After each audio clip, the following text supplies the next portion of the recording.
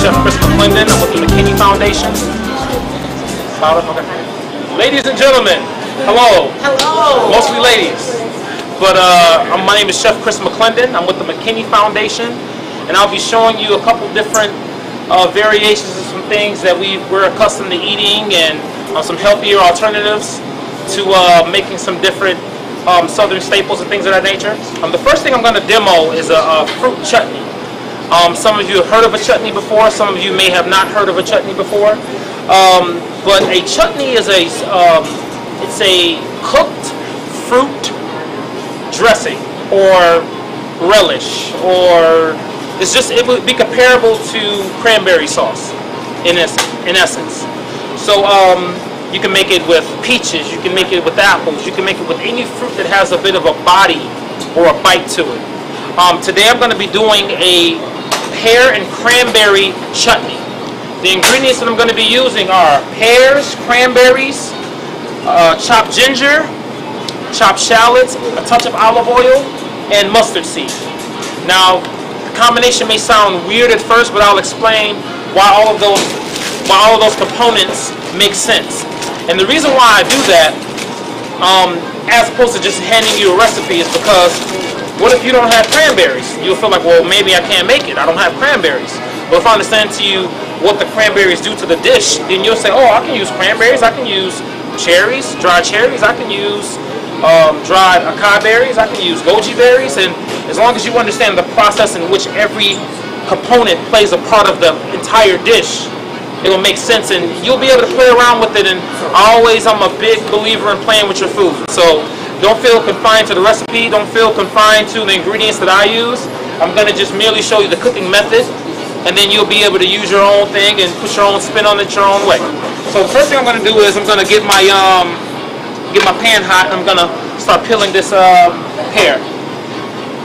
You can go old school, use a paring knife like Mommy used to do. I prefer to use a peeler. It takes off less flesh from the pear, so you get obviously more yield from the pear, so you're able to get more chutney. So you just peel the pear.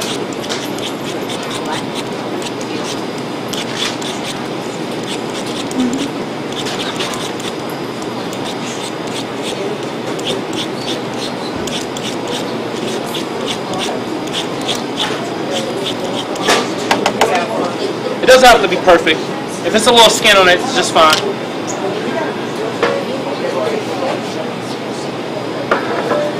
Then you're just going to do a medium to small dice on this. You're going to make it look just like that. Anybody can see? Alright? I'm going to get a little olive oil in the bottom of my pan.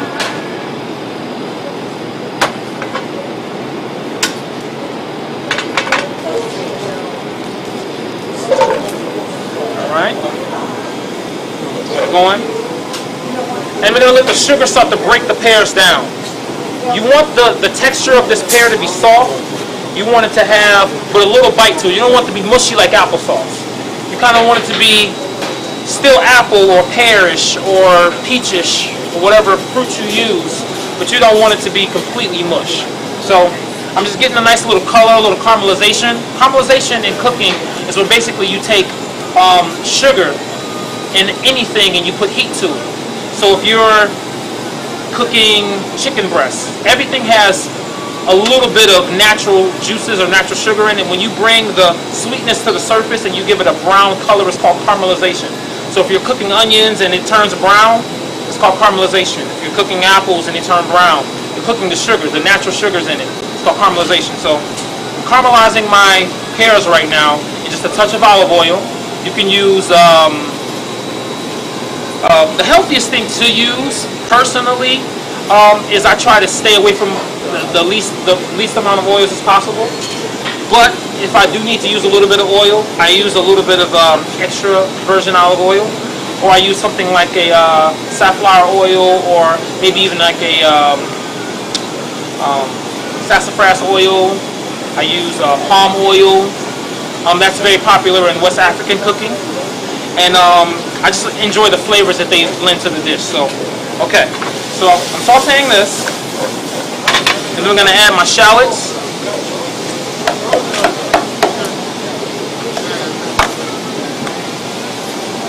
So what's shallots? Shallots are in the onion family. They look very similar to a red onion. And it's a mixture between, if you took a red onion and a garlic clove and had a baby, it'd be a shallot. Because shallots have a very garlicky tone to them, but they have the texture and bite and appearance and flavor of a red onion, but they're really small. You find them right in your grocery section of Lafayette Market.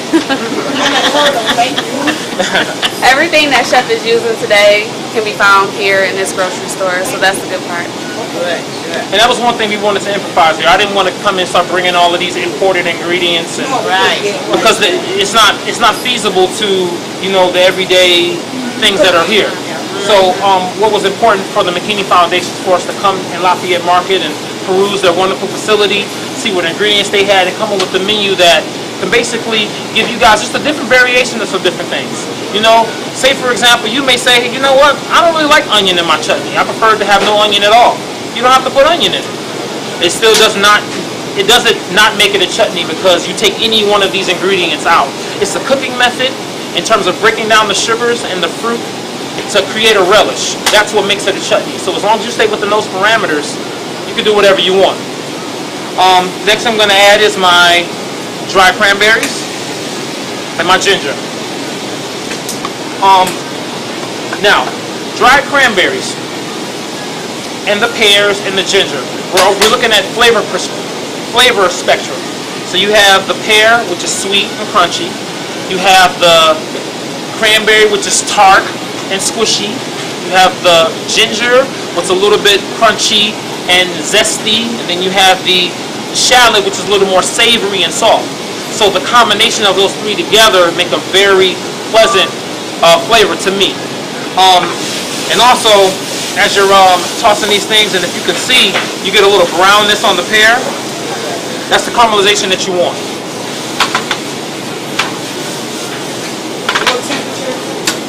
Just medium to high heat. And also, I add a sweetener to it for two reasons. Do you need to add a sweetener to it? No. So don't feel compelled. Well, you know, some of us may be diabetic, some of us may have special dietary concerns. You don't necessarily have to add any kind of sweetener to this particular dish. Today I used agave nectar for this dish, and the reason why I went with agave nectar because it has the lowest glycemic index of any sweetener on the planet. What do I mean by that? That means that if you're a person that's diabetic and you eat something that is full of sugar, it spikes your blood sugar up. For example, how many of you eaten something sweet before bed and woken up very fatigued and tired, and you never know, like, I got plenty of sleep but I'm still tired? What happens is when you eat something very sweet before bed, you spike your blood sugar.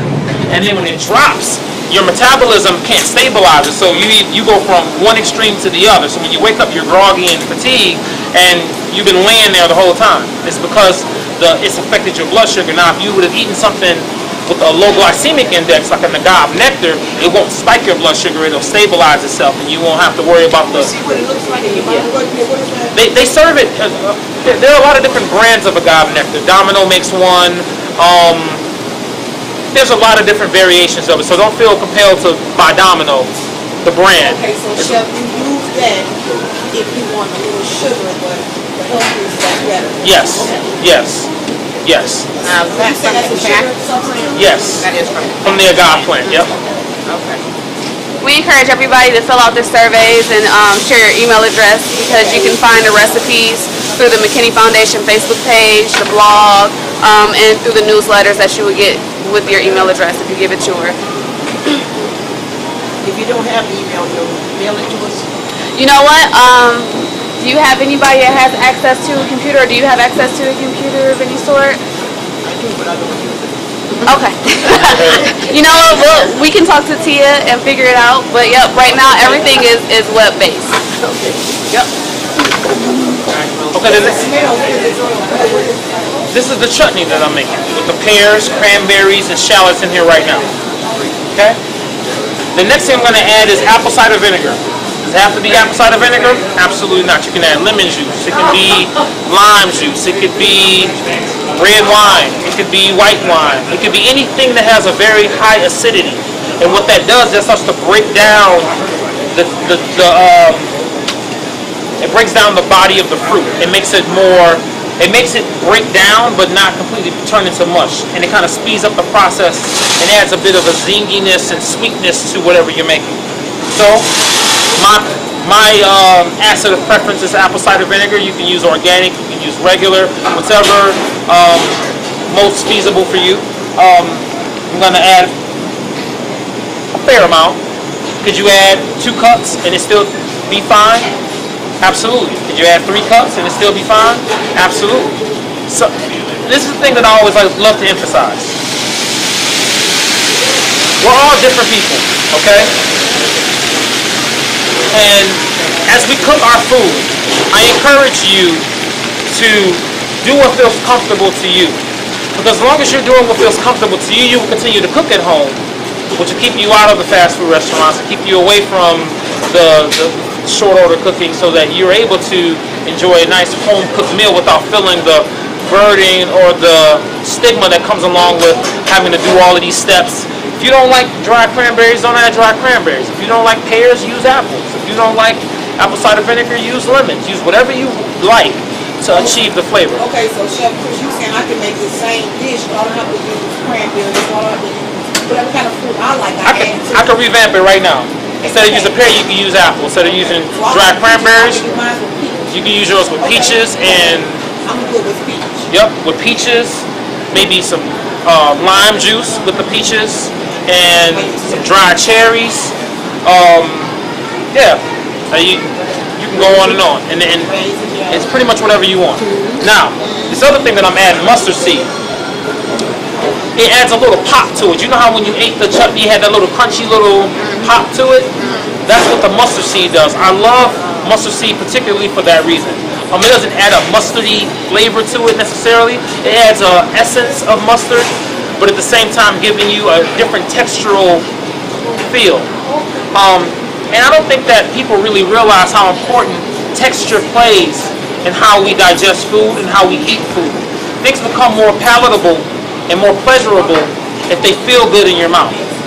And mustard seed kind of just adds a different texture that gives you a little bit of a variety. You don't particularly eat things with this kind of poppiness to it unless you're eating something like poppy seed or something. But when was the last time you ate poppy seed? You know, that's not something you eat often. So I add that because it definitely adds a one-up to the dish. So I'm going to add this. And then I'm going to add my agave nectar. What's that stuff? What's it like syrup? This is the agave nectar.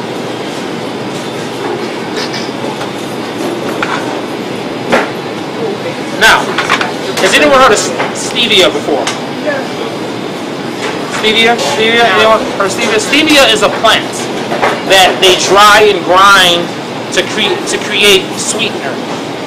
It's not like saccharin or anything. For example, saccharin is like sweet and low.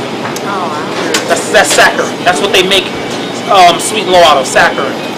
Stevia is a healthier alternative to an alternative sweetener, as opposed to honey or agave nectar, things of that nature. It comes from a plant.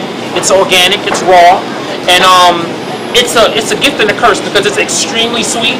And if you add too much, it'll make your food bittersweet. It's this weird balance between just adding just a little bit to sweeten it, but not going overkill. It's not like sugar where you add it, it just becomes sweeter and sweeter and sweeter. It gets to a point with stevia where if you add too much of it, it will become bitter. So if you ever use it, be very mindful that it's extremely strong and use it very sparingly.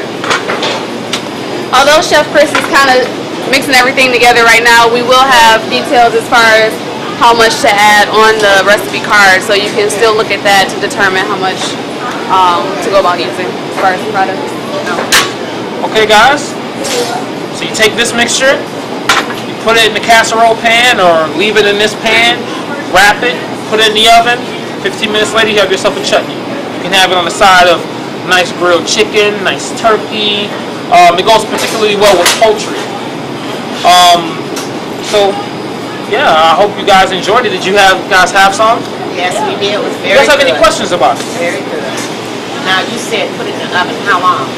You put it in the oven about 325 for about 15 minutes, 15-20 minutes or so. 325. We also want to direct your attention to the board. It's just a few benefits of the chutney. If you look right up here at the top at the group, just to highlight some of the good things about it, it's less sugar than your typical cranberry sauce, which you get in a can.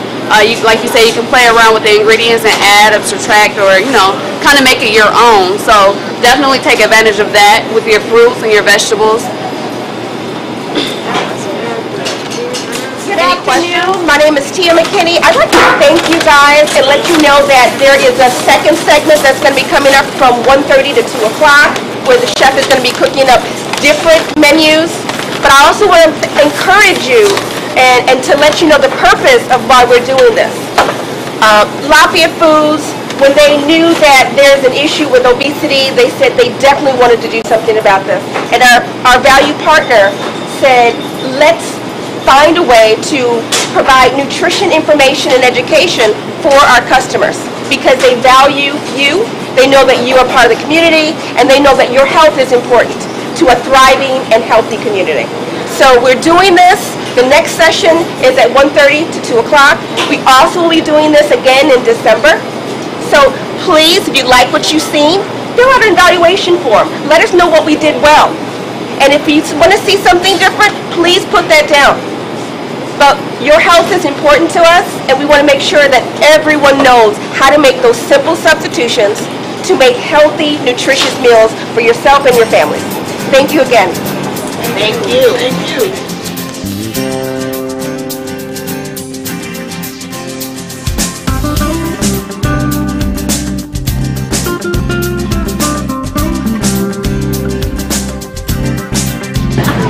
All right.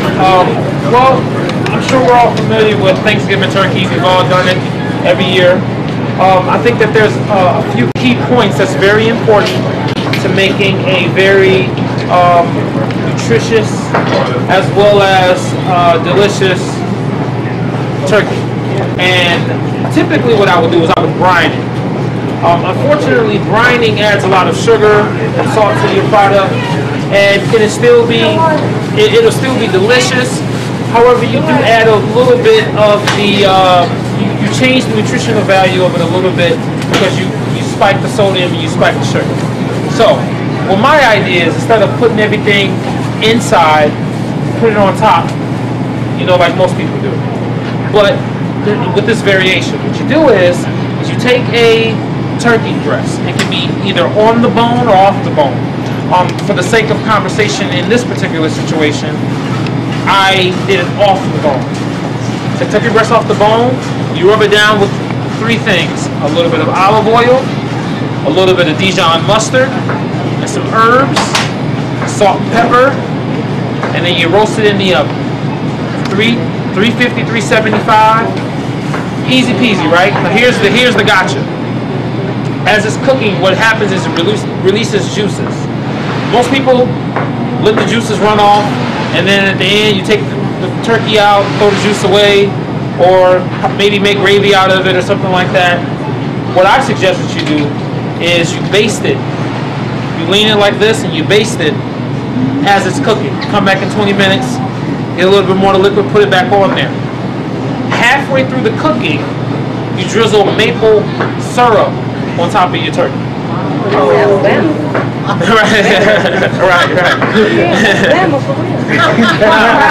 So once you drizzle the maple syrup on it, the reason why you drizzle the maple syrup on there halfway through the cooking is because you don't want the sugars to burn the exterior. Because what happens is when sugar has gone too far beyond its flash point, it has what's called you ever had creme brulee? Brulee is bittersweet, and that means when sugar has gone to beyond the point of hardball stage, when you make candy or something like that, and it begins to burn, and it creates a bitter flavor. In creme brulee, it's fine. On your turkey, not so much. So my suggestion is that you put it halfway through your cooking so you don't get that extra brown skin. Is nice and golden brown, the herbs shine through, the turkey's in really good condition. And then what you do is you still continue to baste. Then once the turkey is done, you take the turkey out of the pan and you rest it on the cutting board for 15 minutes or so. Allow the juices to settle. The Because what happens is, how many times have you, when food gonna be ready, you get the food out, you cut the turkey, juice is dripping all everywhere. If you allow it to rest, what will happen is that those juices will absorb themselves back into the actual meat and tissues of the meat.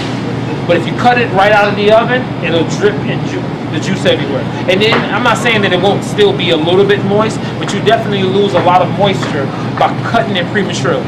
So, out of the oven, let it rest. Take the juices, put them in the pot, reduce it, medium heat, and let those syrups and natural juices reduce down. Once that turkey's nice and golden brown and it's resting for 15 minutes, put a nice slice on it, take that reduced juice, pour it on top. You have yourself maple peppered turkey breast for the holiday. Oh, very Congratulations. good. Yeah. Thank you. You have delicious. Yes, indeed. Thank you. That is good. Okay. That's very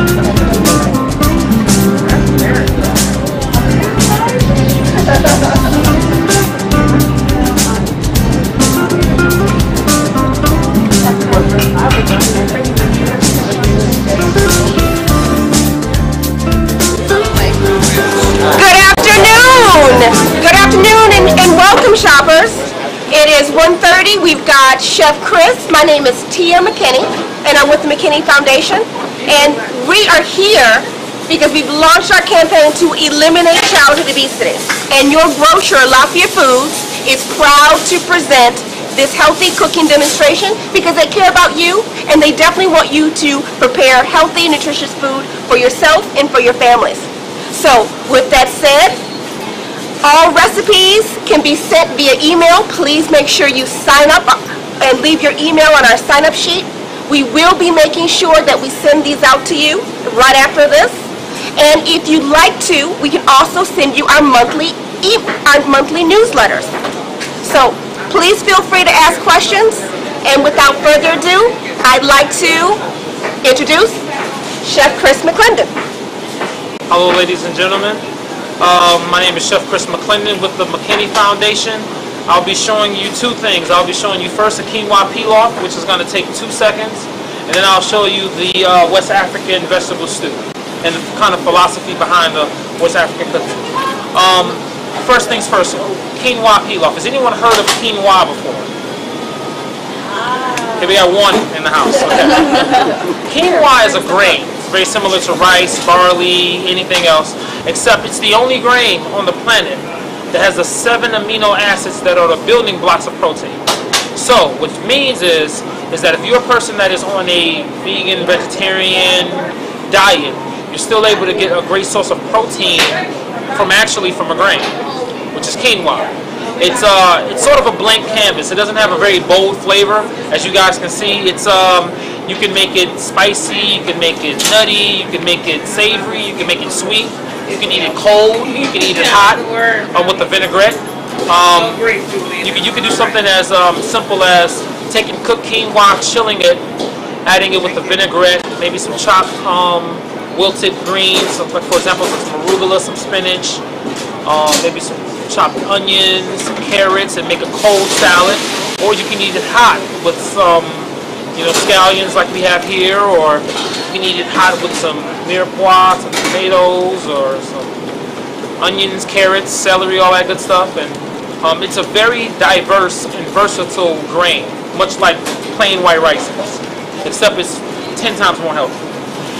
The cooking method to cooking quinoa is very similar to rice as well. Anytime you make any kind of grain, there's 2 things you need to know. When you're making a white rice, it's a 1 to 1.5 ratio. When you're making a brown rice, it's a 2 to 1 ratio. Quinoa is the exception. Quinoa absorbs itself, so it's a 1 to 1 ratio. So if you add 1 cup of liquid, it's 1 cup of quinoa, vice versa. And you can add any liquid to it. You can add 1 cup of quinoa, 1 cup of chicken stock, 1 cup of veg stock, 1 cup of gravy, 1 cup of anything liquid to quinoa, and it will absorb the flavor of whatever you're making. Okay? And what I did here today with the quinoa, you need either a pot or you could do it in the oven, which I did. It's the easiest way to do it. What you do is you get your quinoa, you put it in the a Pyrex pan, add your water, add your seasonings, cover it, put it in the oven.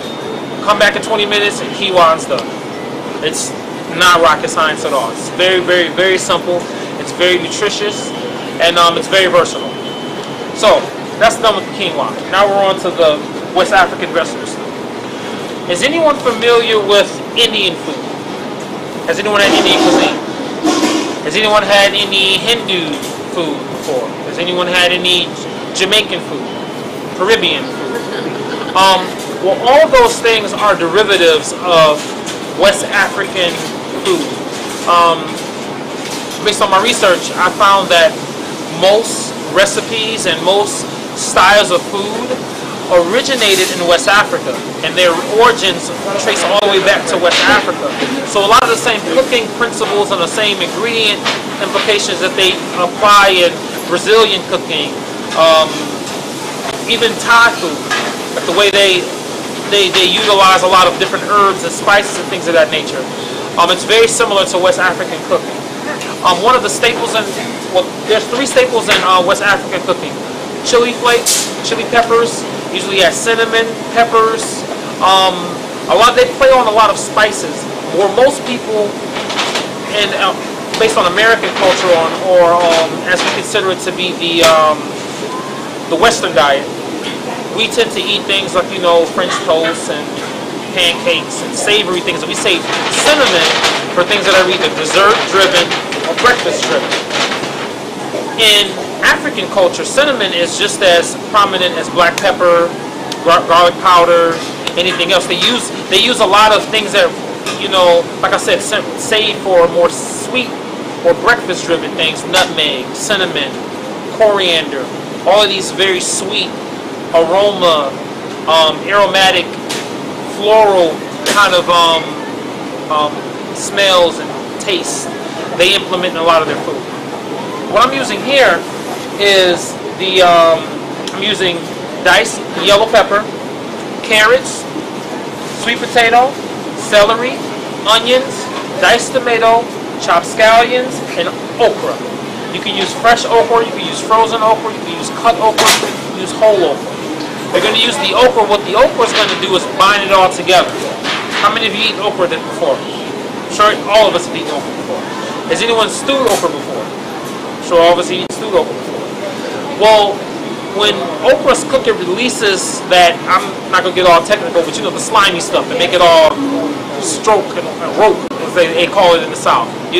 That sticky ropiness, what it does is it coats your palate, and it makes it, and it's a good replacement for those that are on a no-fat diet.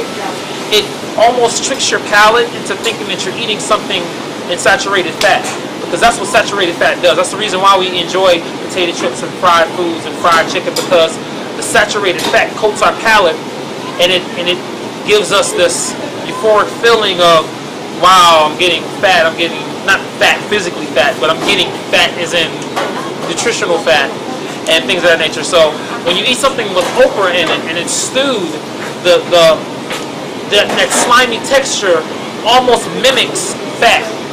It's not the same, but it mimics fat.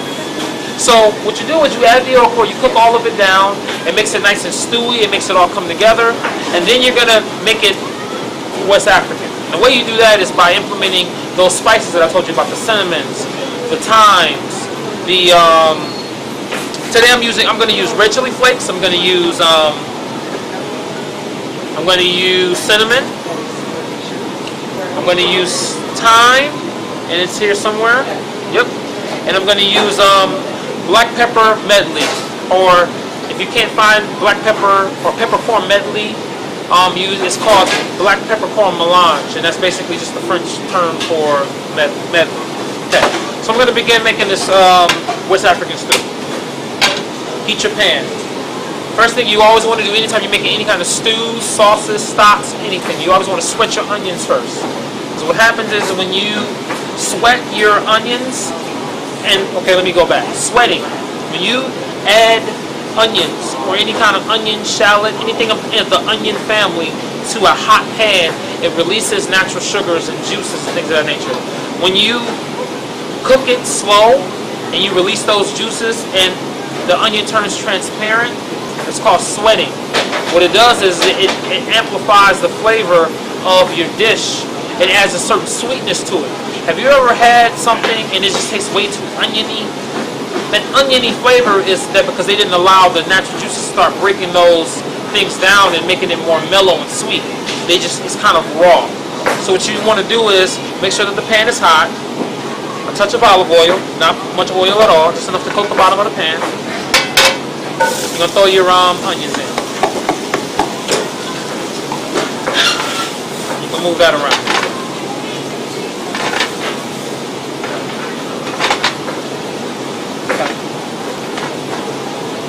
Now another question, how many of us are familiar with, has anyone ever eaten West African food before? Yeah? Yeah? And now granted, just like any other cuisine, it's not like this dish is the tell-all be-all of West African food. There's a trillion different variations of different things that you can have that are of West African influence. Most of the food that you've eaten, as I stated earlier, in terms of the Indian food has West African influence and all of those other different things in terms of how they use ingredients. So what I'm doing here, as I stated before, I'm sweating my onions. Just for the sake of time, I'm not going to go full throttle with sweating them completely. I'm just going to go about halfway with them. But you can already see now the onions that were white are turned a little bit clear. That's because it's starting to release those juices. And for those that missed the dissertation earlier today, what starts to happen is that as the sugars start to release themselves, and you cook them and saute them, they start to turn brown. That brownness is called caramelization. You need that in terms of imparting flavor into anything that you're making. You want that to start turning brown. You don't want it to start turning black. Brown. And you only want to add just a tiny bit of oil. Because if you add too much oil, you'll be frying your onions as opposed to sauteing them. So just a little bit of onion, maybe a teaspoon at the bottom of the pan, just to get the onions started. Once the onions get started, they'll release their own juices to continue cooking. So, let that go. You'll start to see it turn brown. As that's going, I'm going to add my celery. Put in my carrots. Just another term, onion, celery, and carrots in the culinary world is called mirepoix. Anyone heard of mirepoix before? Mirepoix? Okay.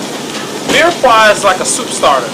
That's like, so basically if you've been to a restaurant, you had any kind of chowder, any kind of minestrone, any kind of soup, or mostly stocks and sauces all have carrot, celery, and onion in it. That's kind of the base flavor components that create French cuisine.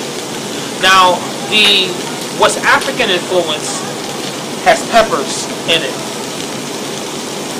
They have a lot of peppers in their diet. They use peppers in just about everything that they make that I've seen. And they use it as paste, they puree it, they use it as a thickening agent. They use it in a lot of different ways. But just for your own knowledge, carrot, celery, and onion are the base for dressing. It's the base for gravy. It's the base for soup.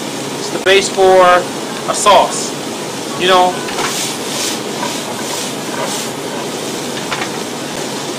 so it's very versatile. Tastes delicious, and yeah, it's just one of those.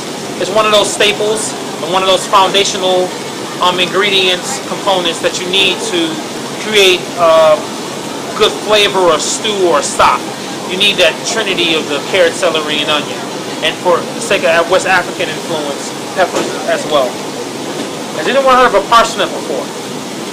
Parsnip, two in the house, parsnip. Parsnip is basically a carrot that when it grew out of the ground, they packed dirt around it so that it didn't get any sunlight, so that it didn't have the possibility of going through any photosynthesis? Mm-hmm. Photosynthesis, right? Yeah. You know, it wasn't able to. It didn't color. You know, obviously carrots get their color from the sun because they bury it. Basically, it's grown underground. That's why it's white. It has a slightly different flavor than regular carrots. It has more of a milder, sweet flavor as opposed to the this is going to sound redundant, as opposed to the more carroty flavor of the red one. This one, if you ate it, you wouldn't be able to identify it immediately that it was a carrot, especially if it's cooked.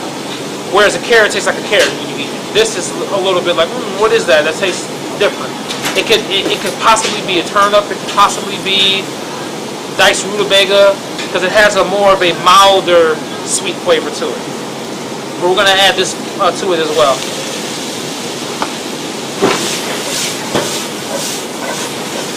And as you do any research on West African cooking, they cook with sweet potatoes a lot. And Jamaican food, and Indian food, and anything that has West African influence cooks with a lot of sweet potatoes and peppers in their dishes. So I'm adding this to it too.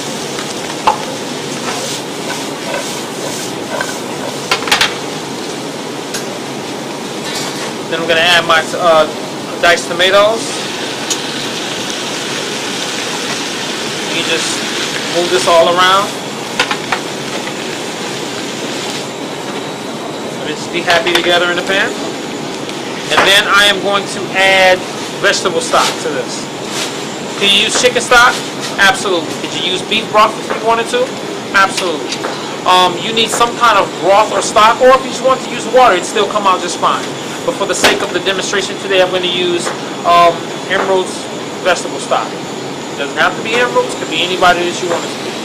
Everything that I'm using here today is indeed sold in this store, so you don't have to feel, well, does it have to be Emerald's, or where do I get it from? It's all sold right here in Lafayette Market. So. We also want to encourage you to fill out the surveys, the evaluations. If you're interested in getting recipes, Facebook, McKinney Foundation, blogs, as well as the newsletter and emails that they send.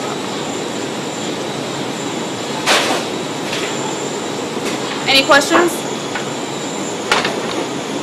You have the mirepoix there. Yes. Yes.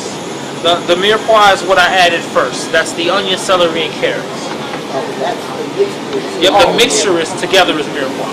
Yep. So if you see it in a recipe and it says mirepoix, it's not like, where am I buy that at? I don't know. They don't sell mirepoix at my grocery store. It's just carrot, celery, and onions. That's it. Here you are. Good question. Good question. So you just let that come to a rolling boil, and then what you're going to do is this. You can do it one of two ways. You can either A, while your onions and celery and carrots and things are going, you can do what I call toasting the spices. Typically I do that when I want more of a robust flavor, and I want it to be bold, and like I know for an absolute fact that I'm really in the mood for some really bold, flavor. Sometimes you're kind of really not in the mood for bold flavors. You kind of want milder kind of flavors, and for the sake of the audience, I don't know what the mood you guys are all in, so I'm going to go on the milder sense. If you wanted to make those flavors pop, you would add all of your dry spices in early on while you were sauteing the onions and carrots and celery and peppers, and you would allow that to kind of start to brown a little bit with the onions and celery and toast those spices, and then add your liquid ingredients and then bring it to a boil. So, yeah. At this point, I'm going to start adding my spices, and I know it's going to look like I'm just throwing stuff together right now, but the recipe will be on the website, and it will be on the blogs. So, and this is another thing I love to imply. Never feel constrained to a recipe. I say it every time I do a dissertation. Do not feel that because I used cinnamon, you have to use cinnamon. You can use nutmeg if you want. You can use coriander if you want. You can use whatever you want to achieve the flavors that you like. I'm merely just showing you the cooking method. My whole job here is to get you, the customer, the consumer, to start cooking healthier at home. Don't be discouraged if you can't find organic chicken stock by Emerald. Like, it's chicken broth. Just buy some chicken broth. Or get a chicken, put some water in it, bring it to a boil, and make your own broth.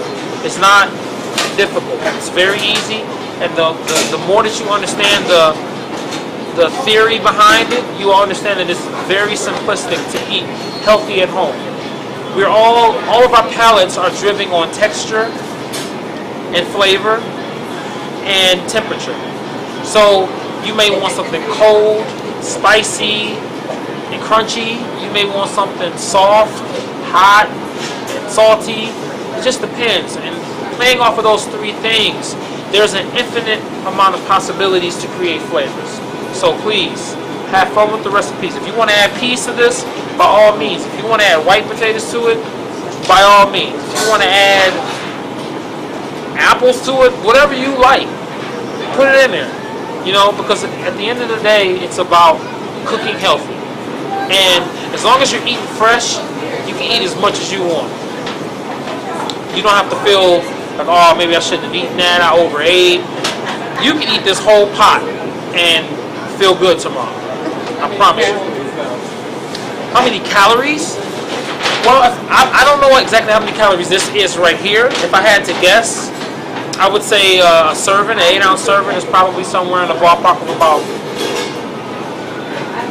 90 calories. Less than 110. What's the recommendation for serving size? Because that's a good question that you asked. I'd say an 8-ounce serving. A 7 to 8 ounce serving is I guess fair for an adult, maybe. It depends on how you make it as well.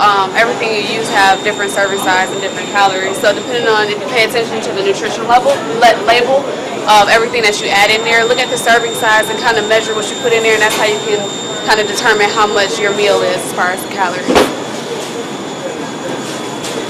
And then too, if you're eating fresh, I wouldn't concern myself with calories. Yeah, that's another thing. You know, right. if you're eating a hamburger from McDonald's, I would worry about calories. But I don't think that your doctor will ever say, listen, man, you're eating too many vegetables and fruits. Right. You should stop. Exactly. You know, you can never do that. So I don't think, yeah, as long as you're eating fresh, go crazy. Eat as much as you want. Any other questions? Okay. So I'm adding my cinnamon in. And you just want the cinnamon to add just a certain aroma to it. You don't want it to go, you don't want to taste it and go, is that cinnamon in? No, you want it to be in the background. You want, I'm cinnamon, I'm here, like really faint in the background. You don't want it to be up front.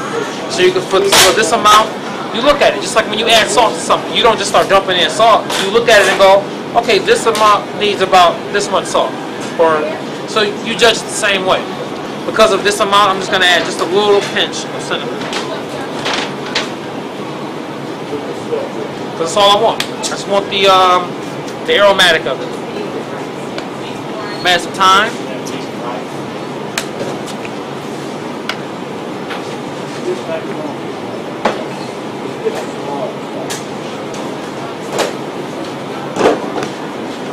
Alright. The red chili flake.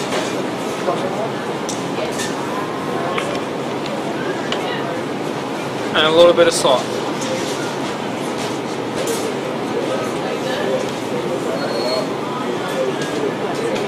And please, my people, watch your sodium intake. Do not overdo it with the salt. A little bit goes a long way if you cook it the right way.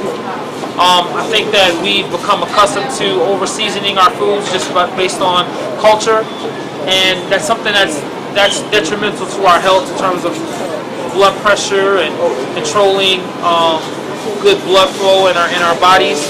So just a tidbit, has nothing to do with this food necessarily, except we should really watch our sodium intake. But there be no other questions? Anyone questions? All right, well, that's been my presentation of the West African vegetable stew. I hope you guys enjoyed it. It's more over there if you want to try some. And please, if you have any questions, please contact us at McKinneyFoundation.org. And I'm Chef Chris. Thank you very much. If you like what you've seen, we'll be back in December 9th, which is a Sunday, and we'll be back later in the day. We do have flyers on the website. We'll be here at 3 to 3:30 and 4:30 to 5, December 9th. Thank you. Thank you.